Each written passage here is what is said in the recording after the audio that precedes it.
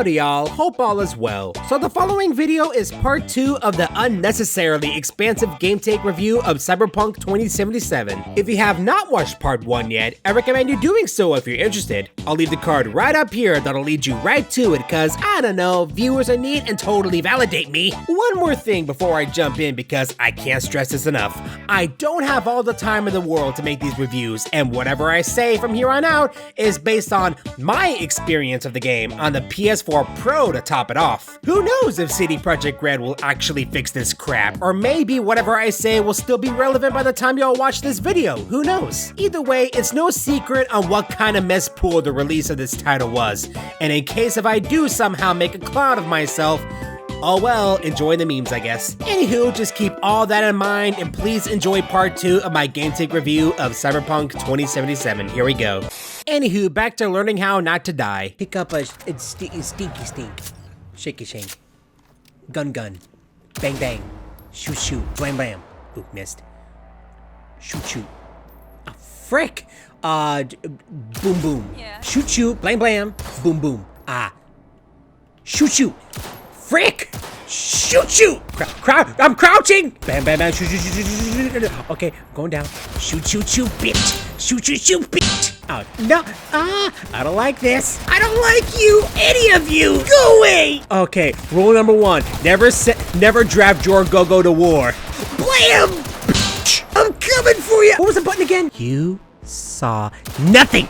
Once we're done with the combat simulation for God knows how long, what if Jackie was just sitting there for days waiting for me to finish? Get yourself a man like Jackie. We continue onwards towards a new gig. A fixer by the name of Wakako, who's the type of grandma who would constantly ask you if you got a man and judge every bit of your living conditions. Except now she has a gun. She hired V and Jackie to rescue one of her clients. From my understanding, some bandits plan to rip the cybernetic implants right out of her and either sell them or take it for themselves. But either way, we need to put him to justice because that's mean. You don't do that. But by justice, I mean I'll let Jesus do the talking. This is also where I realize I still don't know how to play this game. You're in deep shit! Oh shit! Also, this is where I began to realize what type of world this was thanks to these shards I found, which are basically little tapes lying around for you to read, and you can find these with every 10 steps. Trust me, these things are everywhere you go. I can't stop seeing them. Everywhere I go, I have to give them a click. I gotta read them just to get rid of these notifications. I just like collecting stuff, yet these little shits are haunting my quests. Every time I go to a desk, I gotta read them. Every time I go to the club, I gotta read them. Every time I go to the bathroom to wank, I gotta read them because get out of my head, get out of my head, get out of my head, get out of my head, get out of my head. Oh, come on! Anywho, what contains in these shards are extra little lore bits. Yeah, expanding on what I was talking about earlier about war crime stories and crap we don't really care about because it doesn't involve hot cyber babes. But these articles cover other people's perspective on living in the post-war days, opinions on the NCPD, articles about cyberware and how it can negatively impact a person's well-being. If you want to dig a little deeper into the lore of Cyberpunk, then I say give these a read whenever you spot them. But don't worry if you just want to grab them for now. They'll be nicely, but also not so nicely stacked in your inventory for your reading pleasure whenever you want to just sit down and prove to your grandpa that the youth still reads. Just be aware if you decide to do that, however, you'll be reading something even longer than the Lord of the Rings books. Look, I ain't gonna talk y'all's ear off about how the world of Cyberpunk came to be, but you have the world compendium the game gave you. Well, do you? Bet man, I'll probably go into the actual lore in the future video because damn girl, you looking mighty fine right there. I meant Finster fine, it's a font. Damn, this bitch is long. Y'all know about the Cyberpunk tabletop game? The one that everyone seems to forget because Dungeons and Dragons exists? Maybe like 2 of you in the room know about it. What a cute way of saying the only 2 viewers. Okay, that's it. Ellie! Get your bitch ass in here! No, you don't understand. Why do you keep calling me Jordan? I keep getting these random urges. I know, which is why I brought him. Tugs.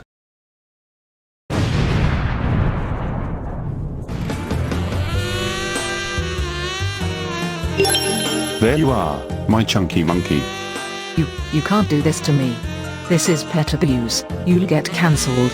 You dug this hole, buddy. Now jump in. Have fun, you two! Here, I've been Get your waiting for filthy you. paws off of me. You'll be surprised at what I can do with this tail.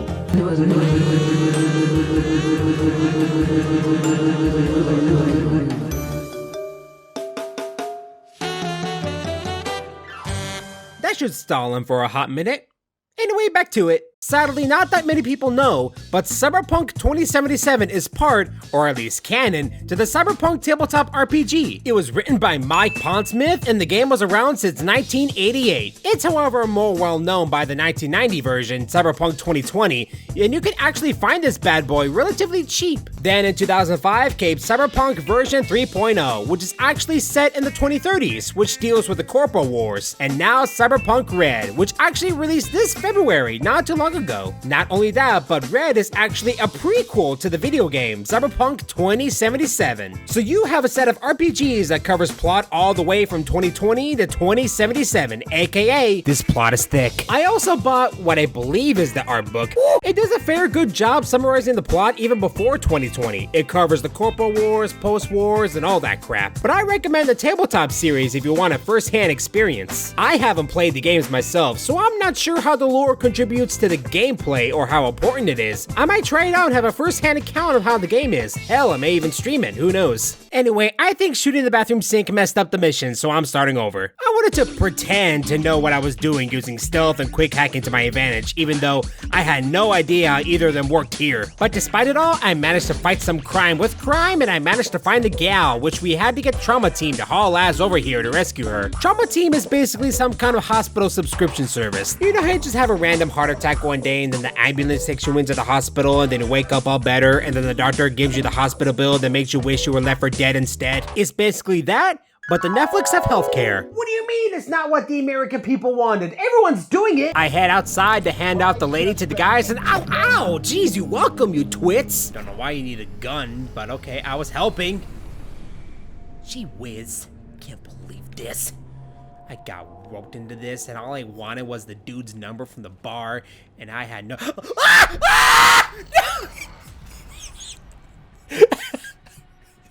I thought there would be an invisible wall. Anywho, that mess is done, and even though there's a huge gaping hole in the wall, we see ourselves out the door. We're professionals. We have some decency. A heart of gold? Because only somebody with a heart of gold can understand just how much I need to get back to my girl. That girl is me. So Jackie takes me back to my apartment, even though I would rather grab the payment what Kako promised me first. Well, wait a second. People can easily transfer money to other people with their brains like some kind of direct deposit in this universe, right? Can't you just transfer the funds to me now, Granny? I don't know, man. I'm just saying, you may be an old, kind-looking woman, but my handgun is ready to eat for everyone. Jokes aside, though, at this point, I'm just wondering when I could get off the story track for at least 5 minutes to do my own thing. Lord knows that I still don't know what I'm doing. Oh, this is soda. I thought it was another port hat, but nope, it's for a casual, family-friendly soda brand. Okay, going to bed. And did this apartment come with a soundproof room to store my guns in? Well, this is Night City, why am I even asking? But the purpose of this is your stash. Obviously, if you try to carry everything at once, you'll end up with a serious spinal condition from carrying so much junk. Just like in other open world games, either you can sell that crap or store that crap. In this case, in the stash, you can store your guns, clothes, or whatever you're definitely not gonna use, but it's a rare item, so it's kinda cool to have anyway. And the stash automatically syncs with the trunk of your car, so you don't have to walk all the way back to your apartment to grab that backup lead you've been saving. It's cool to have, to be honest, but let's be real, you're gonna be looting everyone you kill, and you'll be stacking up with like 10 of the same guns, so money is kinda hard to come by, so come on, I'm just saying, get rid of that garbage. You ain't gonna get much, but it's something at least. Either that, or you can dismantle it for crafting components. Okay, while I'm on that subject, let me go over what I think is the most underplayed feature of the game. So right out the gate, you have the choice of crafting certain things, and by certain things, I mean like 3 guns, guns you're probably not gonna use, since like you have 5 guns better than that, ammo for the weapon of your choice, and health items. Most if not all the time though, you'll be crafting the last 2 I just said. The guns are pretty much a last resort if you can't find anything else, or you just want to experiment. Trust me, I tried and it's not worth it. You are gonna be crafting ammo for your favorite pew pew thingamaboob anyways, so unless you accidentally sold your favorite gun in a freak accident, then I suggest, yeah, maybe try the crafted guns. I mean, to get the best out of your gun you just made, you'll have to give it some serious upgrades, and in order to do that, you'll have to invest heavily in the crafting category. Each item is separated into how special it is. If there is a specific name for it that I forgot, I don't care. There's common, uncommon, rare, epic, and legendary items. Higher level clothes, for example, will obviously have better stats and also more mod slots to give the item a stat boost of your choice, like carrying capacity or more armor. Basically, it's the items you're more likely to have on you, either because better protection or you just want to look like a Hot Topic regular. Or at least in my imagination, because I still can't freaking see them! Even though it's a very weird system, and I can't say which class would have the better stats because later in the game, you'll find some legendary gear, but they ain't gonna be as resourceful as you think. Not only are certain legendary items just plain ugly, but I might already have an uncommon item that has more armor than the legendary one. Again, you can level these bad boys up if you want to keep looking cool, but upgrading legendary items costs rare components that are pretty hard to come by. If you want my advice, green is your best friend. If you see a pair of glasses that raises your stats but may look a bit butt ugly, who's gonna see it? You? No. You see a gun that raises your damage? These stats will be your best friend throughout your journey. You keep them up and they'll keep you alive, okay? Okay. Now get out there, V, and conquer the world.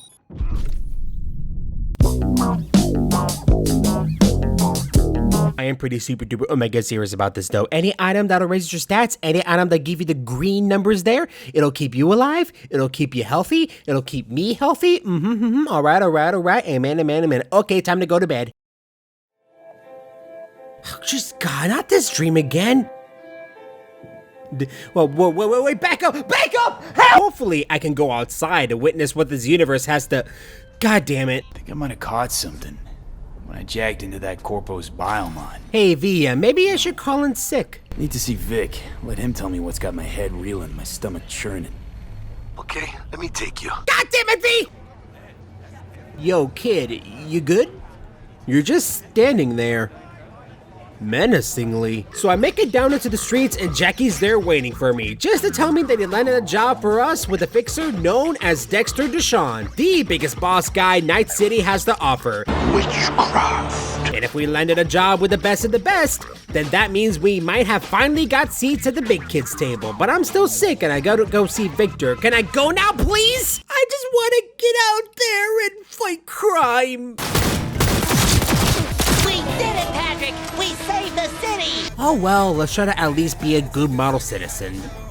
Or at least try to be, because the driving's so bad. I'm sure it's something I'll get the hang of later, but for now...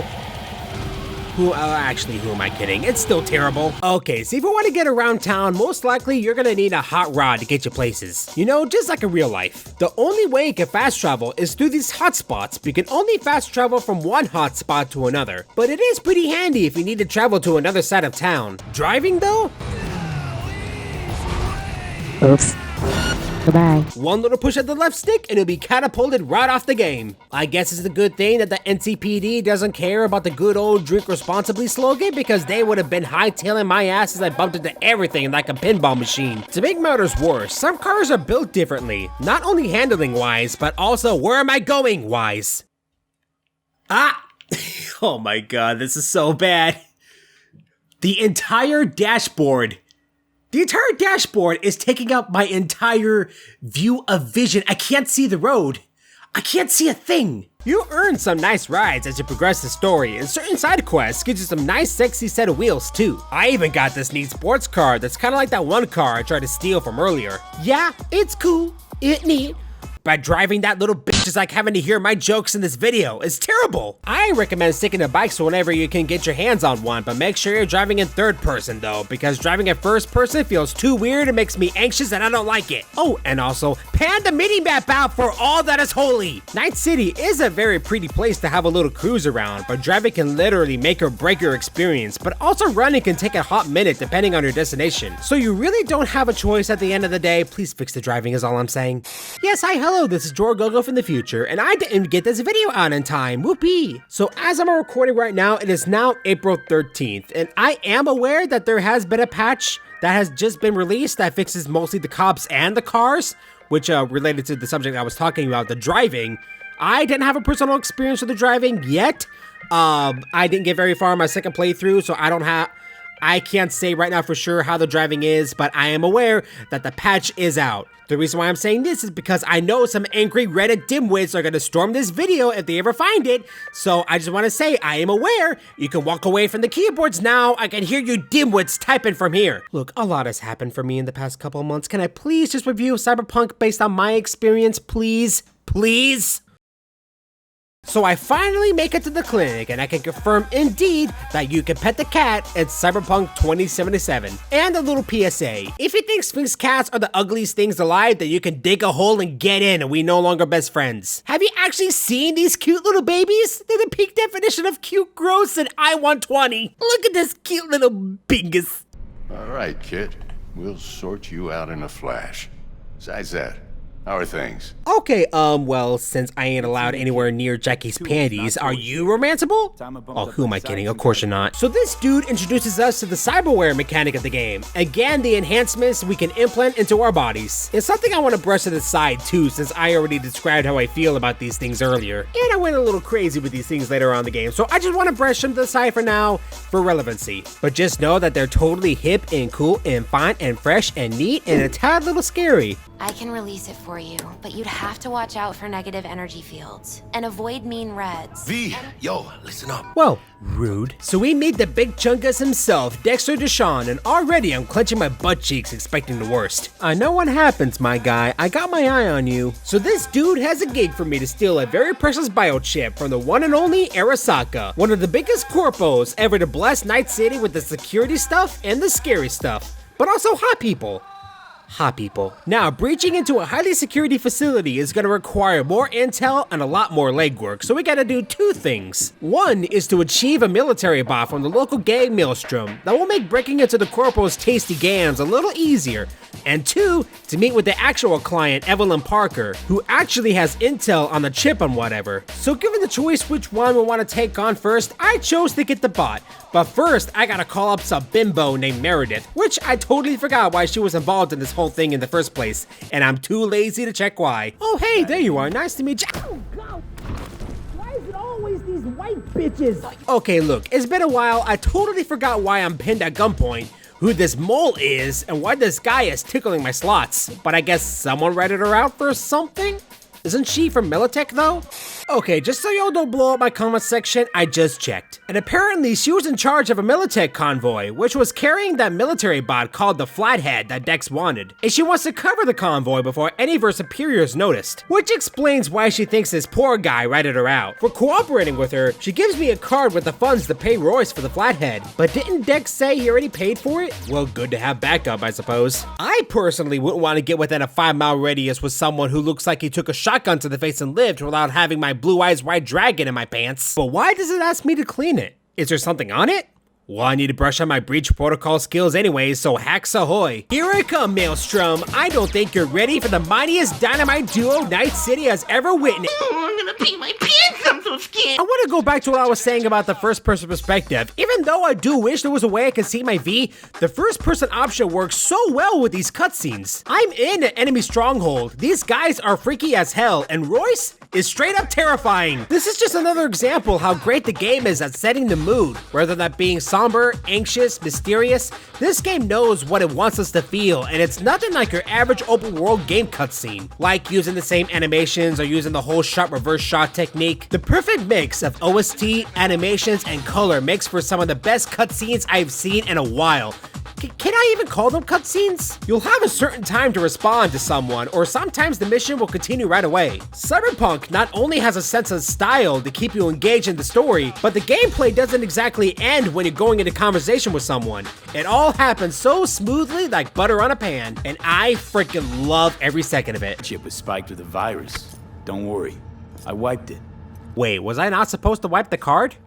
In the end, she lost her nerve. Thought she hopped in bed with Maelstrom behind her back. Hit the big red button prematurely. Classic.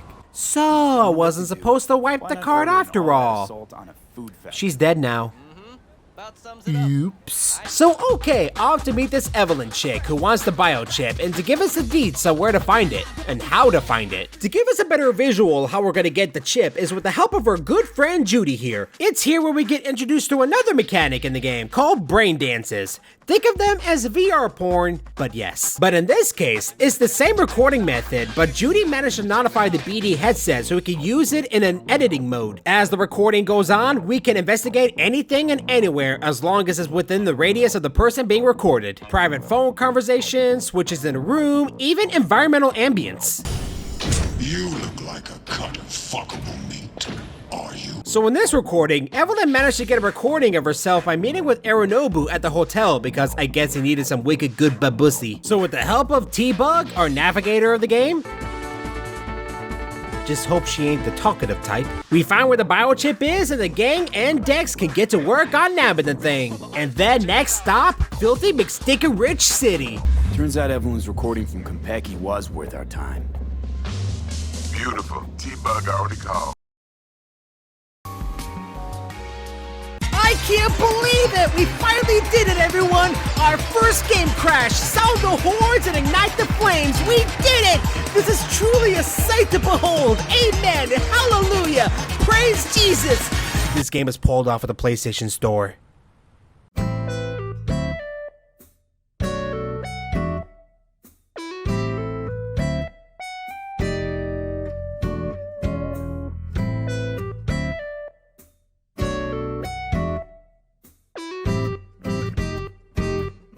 Alright y'all, we're just gonna check real quick to see if Cyberpunk 2077 is up in the PlayStation Store or not. And we're also gonna check if it's available on any other platform. We are checking at this date. This is the date right here, February 11th, 2021, 3:24 p.m. You can see it right here. So take my word for it. If it is removed or not, this is the day when we last checked. So without further ado, we're just gonna type in don't ask. Okay, Cyberpunk 2077, there's the page. I don't see an option to buy it. We are gonna scroll down. Maybe there's an option to buy it down here. Nope, I was wrong. Maybe I can't buy it on, what if I can't buy it on PC, but we're gonna go check on the Xbox store real quick. Promotional stuff about the game.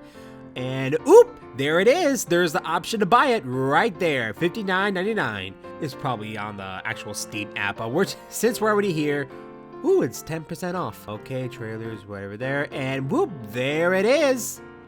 $53.99. So PlayStation didn't give us an option to purchase it on their storefront. Xbox did, and Steam did. What if we went to the actual website itself? Cyberpunk 2077. Yeah. Okay, available now. Okay, whatever. Available now. I guess we can press that. So, okay, here's the test. I'm gonna buy this on my Xbox. Digital retail. Let's see, retail, I can buy it anywhere there. Digital, Xbox One, and it takes me to the Xbox store. All right. Can I go back? Can I go back? There we go. PC. Oh, it's GOG.com, Epic's Game Store, and Steam, retail. I can buy it anywhere. Does anyone buy retail versions of PC? I don't know. But anyway, that's not important. Yeah, but too bad you're dead now. Okay, PS4. Only the retail version is available for the PS4 in the selected region. There it is! We got him, guys. There it is. Amazon, Best Buy, GameStop, Target, and Walmart. So it's still off for the PlayStation Store. Who knew? And how long ago was this? How long ago? I forgot. How long ago was it taken down? To an unimaginable degree. You could say that again. I don't think this has ever happened to any game ever. Not even... excuse me, not even No Man's Sky, not even Mighty Number 9 got this treatment. It's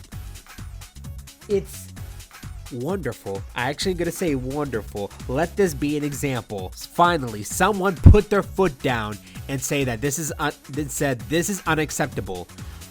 I actually unironically love this. Let's see, after a whirlwind week that the PlayStation 4 and Xbox owners racing to return a seemingly unfinished game on past-gen consoles, Sony has now pulled CD Projekt Red's open world game from its digital marketplace entirely. But when was it taken down? Hope you guys don't mind my voice. I got a bit of a cold and stuffy nose, so I'm just a lot more sickly than normal.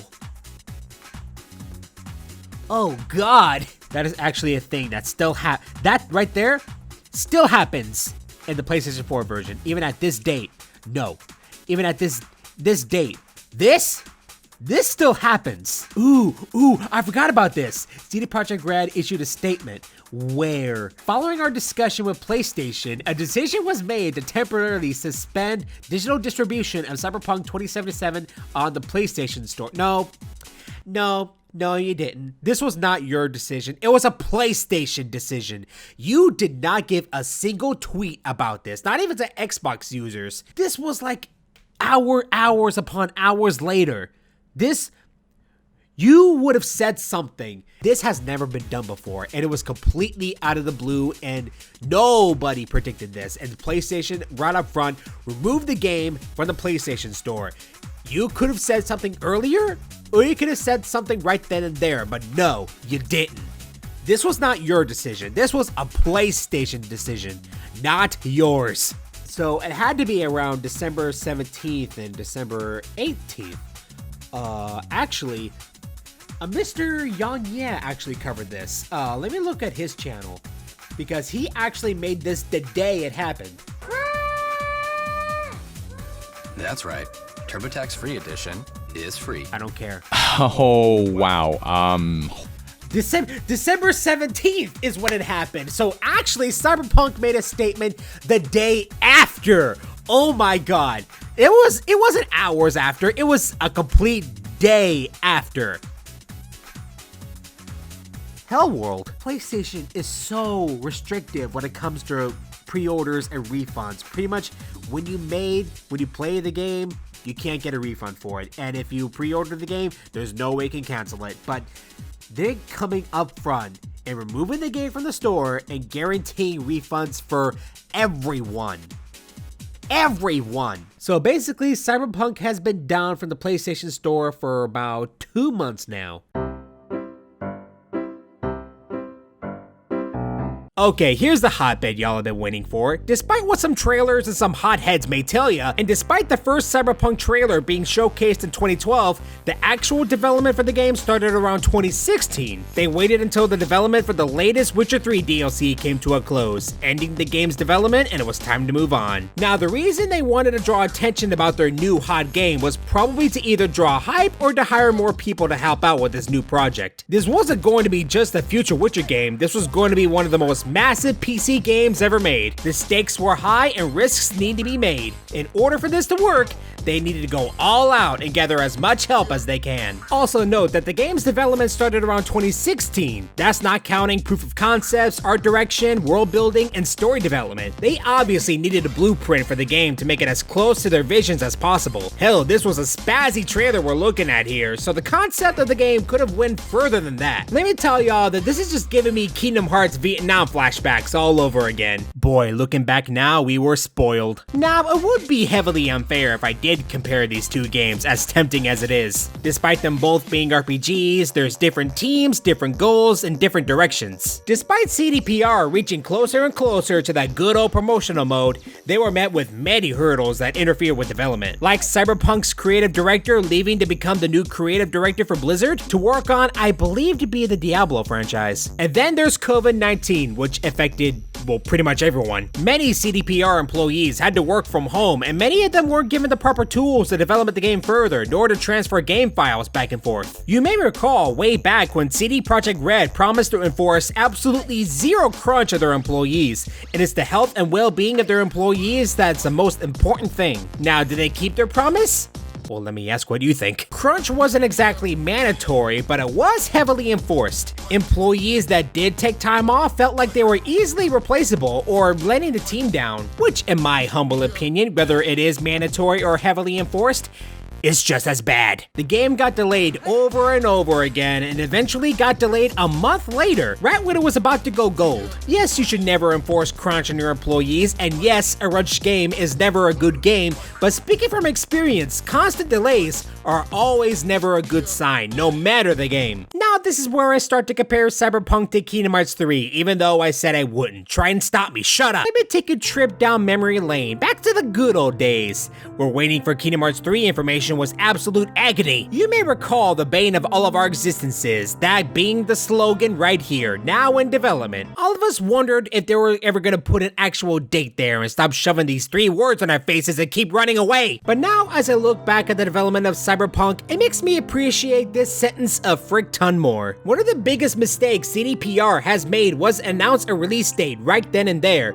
There were even jokes and bets inside the studio when the game was actually gonna come out. You can't make this stuff up, folks. Going back to Kingdom Hearts 3, the game's director, Tetsuya Nomura, wasn't about to release a half-baked bread to the scene which everyone was anticipating for years to try. Tetsuya Nomura knew what he wanted from his team, and he had a clear vision of what he wanted the game to play and feel like. And he was, at the very least, wasn't gonna leave us in the dust. He was gonna announce the release date when he was confident the game was gonna be finished and shipped to our greasy gamer hands by that date. And it wasn't a release date, it was a release window, which obviously has more wiggle room around than a set release date. Cyberpunk 2077, instead of releasing a release date back at that E3, either should have gave us a release window or now a development slap jabbed right there. At least then CDPR wouldn't have to cave in to the angry gamers and actually stick to their guns and release the game when it was ready, which are their words, may I add. Also, another big mistake, if you're purposely hiding a port of the game from reviewers,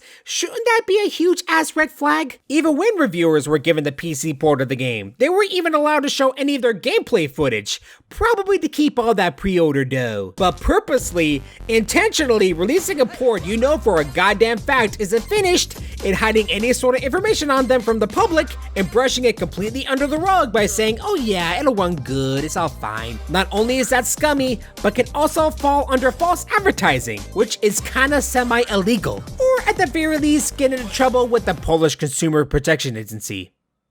Oh yeah, they were in hot water. Not only that, but investigators and journalists got involved in one of the pieces of that Cyberpunk cake, going around interviewing multiple employees. And what is Adam Badowski's response? You've talked to 20 employees, some being ex-employees and one remained anonymous, not the over 500 people you've openly claimed. Okay, I mean, I get it, sure, yeah. But what a bold asshole response. I personally think 20 people is a reasonable amount of people to ask if I was a journalist. And if all of them are saying if the game was not finished, I got some news for you, Adam Wazowski. The game was not finished. This game was obviously and primarily a PC game right from the get-go, but it was not only first advertised to be on the PlayStation 4 and Xbox One, but it was promised to run on those consoles, which are, by the way, the worst ways to play the game. Some say the game should have been released sometime mid-2021, one more delay shouldn't hurt y'all, and some said the PS4 and Xbox One versions should have been dumped and instead focus on the next-gen consoles. Now, I got 2 reasons why that's a bad idea. 1, it was first advertised and promised to run on those consoles, so I believe many people held on to those consoles closely to finally play the game, and 2, PS5s and now Xbox Series X's are fucking hard to find. I fear if the scalpers don't calm the freak down and let people enjoy things, then the PS5 and Xbox Series X player base won't be as strong, and many gamers like myself are left sticking to our little black boxes. Now, y'all may already know, but CDPR has put out an apology video a while back, while giving us a timeline on the plans of the future of Cyberpunk, including, but not in order, a free PS5 upgrade, bugs and patches, and free DLC, all leading up to the end of 2021. I mean, after the mess pool of a release, the DLC better be free from what they're saying.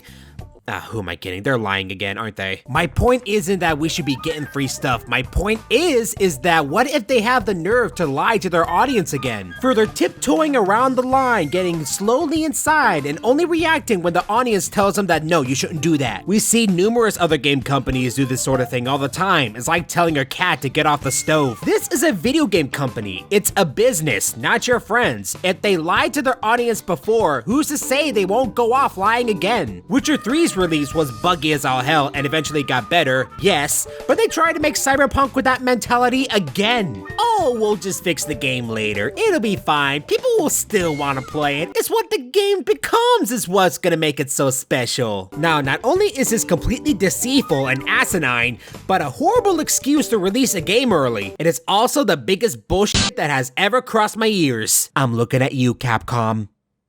Well, I mean, it did get better. Look, I bought Street Fighter V on day one. I have the right to bitch. Also, looking at the timeline they provided, it looks like the game should have just released in 2022. Hell, I mean, when they were making the game, they didn't even have the next-gen consoles in mind at all. Hey, yo, what do we got here? That's suspicious. You know, I wonder how the devs feel about all this. This whole mess was because of the stupid decisions made from the higher-ups like Adam Bazowski, and for putting the developers through hell. These guys were just trying to make a good game and to get decently paid for it. They don't deserve the hate and death threats from the angry folk. If you're even a smidget mad at the devs for releasing an unfinished game, then just leave.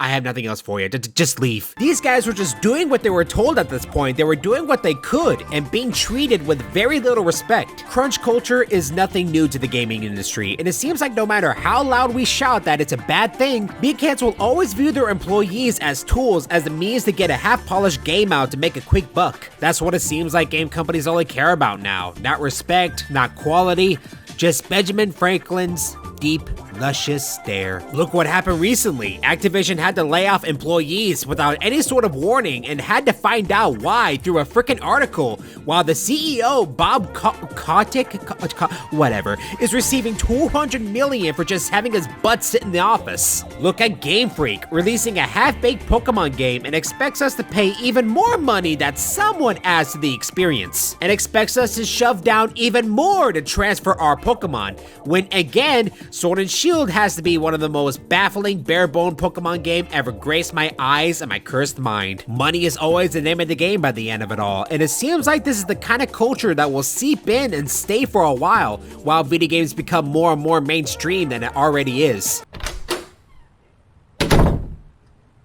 Hey, buddy, you doing alright? You're lucky I forgot where my handgun is. So I'll spike your water bill by taking 15 much-needed showers instead. Okay, now where was I? I believe I was getting out of the bar and finally decided it was about time to learn the game mechanics by my own merit. And by that, I mean being a good boy and getting out there and fighting crime. Oops, I killed a civilian too. Yeah, I love fighting crime.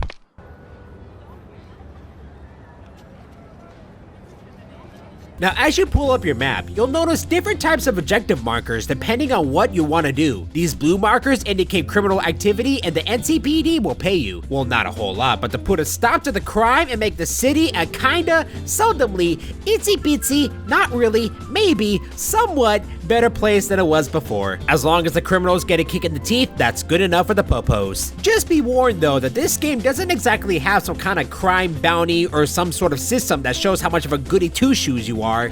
even though we were supposed to have one. I didn't see any major pluses helping out the cops unless I was desperate for money or ammo. I mean, who are you anyway? Do you even thank me? Do you even know that I'm here? Do I even matter? Do I matter to anyone? There's also these blue spots indicated by baseball bats, and I want to say that's a general crime spot. You don't have to do these, but since you want to beef yourself up, I will consider popping some heads. You'll also notice these question marks that are marked as undiscovered. These are actually gigs you can get. Just walk right up to them and a fixer will let you know what to do, even though you probably don't want to do them. The first fixer that contacted me and the fixer that got me the most jobs is Regina Jones. Now I don't know what her main deal is, but this goes for almost every fixer. They tell you what they want you to do, you do it, then it rains money, contract closed, amen. There are certain fixers on certain parts of the city, just like there are certain famous crime gangs. Like the part of town I'm in called Watson, the hot gang around there is Maelstrom with a touch of the tiger claws here and there. And the main fixer going around is Regina. And the town I was at during the prologue was Haywood, Padre being the main fixer and the main gang over there being the Valentinos with the occasional 6th Street. Wait, hold up. That means the Coyote Kojo's down there. Almost 2 years have passed, and I even checked on my husband to see if he's okay. Okay, stop everything. Get in the car ASAP. Hold on! Mama's gonna gas this thing! Get ready to go through time! Ah!